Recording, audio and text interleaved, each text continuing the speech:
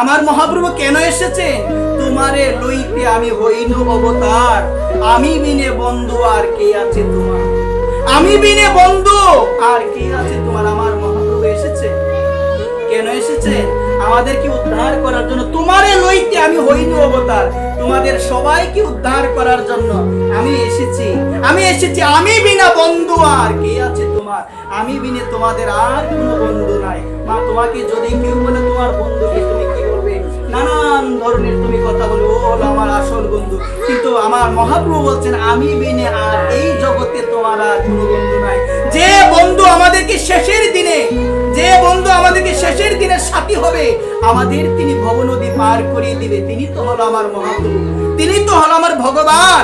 এখানে শাস্ত্র বলছেন ভগবান হলো শরীর, ভগবান হলো শরীর, যিনি আমাদের নিকটে বসে আছে, যিনি আমাদের এই অন্তরে বসে আছে।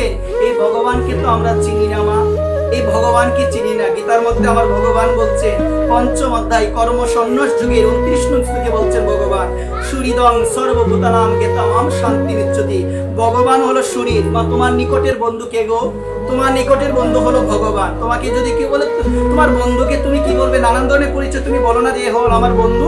কিন্তু গীতার মধ্যে আমার ভগবান বলছে সুরিদং, সুরিদ মানে হলো নিকটের বন্ধু। আমাদের সকলের নিকটের বন্ধু হলো একজন, তিনি কে? তিনি হলো ভগবান। এই ভগবান বিনে তোমার আর কেউ বান্ধব হবে না। এটা আমরা সবাই বলি না গো মুখে মা?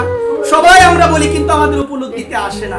যদি আমার উপলব্ধিতে আসতো, যদি আমি হৃদয় থেকে কথাটাকে মেনে নিতে পারতাম যে ভগবান বিনে সেদিন আমার ছেলে মেয়ে ঘর বাড়ি স্ত্রী পুত্র পরিজন কেউ আমার সঙ্গ দিবে না, একমাত্র ভগবান বিনে, তাহলে আমার করণীয় হলো সেই ভগবানের নাম গুণ কীর্তন করা, দেহের মধ্যে শক্তি থাকতে। কারণ অঙ্গ যদি তোমার অবশ হয়ে যায়, তুমি যতই চেষ্টা করো না কেন, সেদিন আর তুমি পারবে না। একবার